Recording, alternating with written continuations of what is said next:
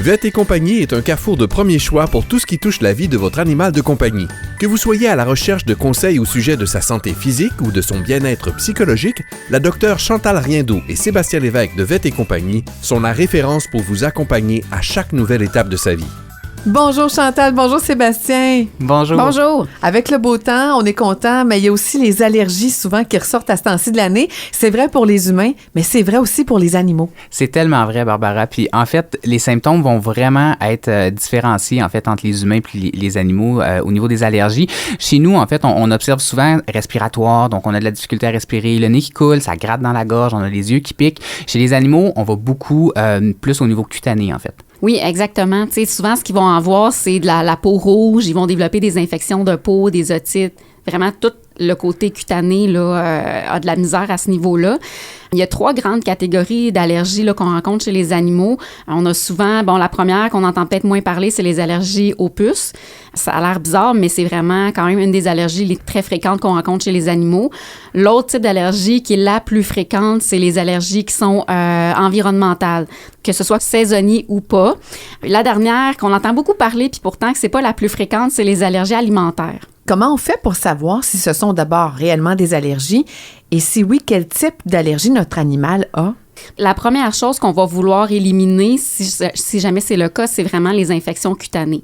Donc, si l'animal a une infection de peau, on va vouloir éliminer l'infection de peau parce que juste elle cause des démangeaisons là, au niveau de la peau.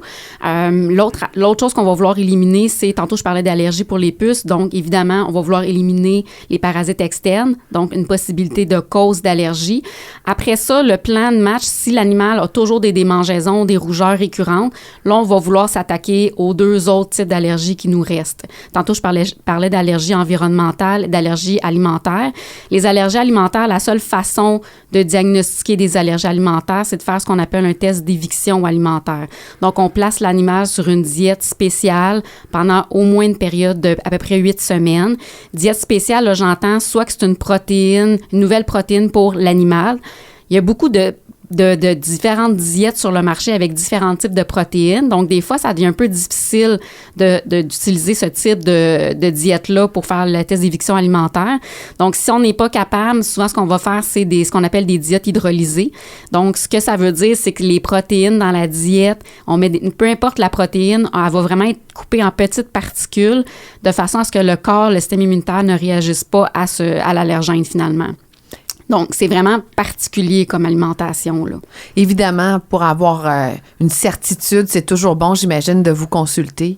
Oui, exactement, parce que quand je parle d'alimentation, là, c'est pas quelque chose que vous allez trouver normalement là, sur à différents magasins, là. C'est vraiment dans les hôpitaux ou les cliniques vétérinaires qu'on va avoir des diètes comme ça assez particulières. La chose qui est très importante, ça a l'air bizarre, là, mais c'est vraiment la diète doit être fabriquée dans une usine qui n'est pas allergène. Un peu comme les allergies aux arachides.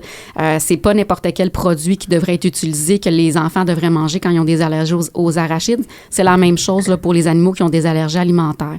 Donc, une fois qu'on a fait le test pendant ces semaines-là, c'est très important aussi qu'ils ne mangent pas autre chose. Donc, pas de gâterie, absolument rien d'autre que la nourriture et de l'eau. Une fois que le test est fait, si on a une amélioration qui est relativement significative, là, à ce moment-là, on considère que c'est des allergies alimentaires. Donc, on peut dire que notre catégorie est faite. Le traitement, c'est l'alimentation. Si le résultat n'est pas concluant concernant le test d'éviction alimentaire, là, à ce moment-là, on considère qu'on s'enligne vers ce qu'on appelait là, des allergies environnementales. Si c'est saisonnier, on le sait. Donc, ça commence dans la saison, normalement, là, où quand le temps commence il commence à être beau, je dirais de peut-être avril jusqu'à novembre. Donc, ça devient évident. Si jamais c'est toute l'année, bien, ça peut être des allergies environnementales par rapport aux acariens et tout ça. Donc, pour ce genre d'allergie-là, malheureusement, il n'y a pas de choses comme magiques qu'on peut faire. On peut faire des tests, par exemple, pour ça, pour savoir quel type d'allergie notre animal a. Tu sais, justement, tantôt, si je parlais des acariens, c'est des acariens, des moisissures, des choses comme ça. Ce qu'on appelle, c'est des tests d'allergie, que ce soit cutané. Il existe aussi des tests sanguins, des fois, qui peuvent être faits. Le but de ça, c'est de faire ce qu'on appelle de l'immunothérapie, un peu comme c'est fait chez l'humain. Le plan, c'est de faire des injections après, de donner, dans le fond, un produit produits pour réduire la réaction du système immunitaire par rapport aux allergènes. Ça nous permet aussi de réduire les médicaments qu'on pourrait leur donner. Encore là, c'est vraiment quelque chose qui doit être fait là, avec une équipe médicale pour vraiment avoir des suivis réguliers et s'assurer qu'on fait les bonnes choses. Là. En terminant, les signes qu'on pourrait reconnaître chez l'animal qui pourraient nous indiquer qu'il y a une allergie? Les signes les plus évidents, souvent, c'est le mordillage de la peau, le grattage, le léchage, la rougeur, à plusieurs endroits, que ce soit les pattes. Des fois, on va voir aussi la coloration des poils changer de couleur. Ça devient comme couleur rouille un petit peu. Ça, c'est un signe que du léchage excessif. Il y a des chiens aussi qui vont faire des otites à répétition. Donc, ça, c'est des signes aussi d'allergie.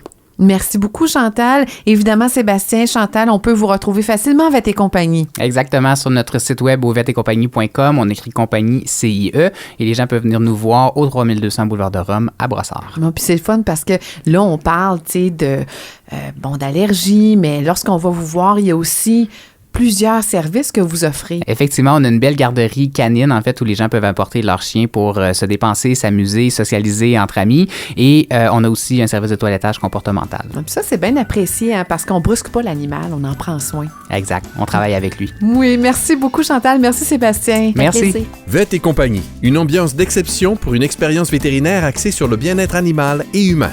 3200 boulevard de Rome, Brossard. vetetcompagnie.com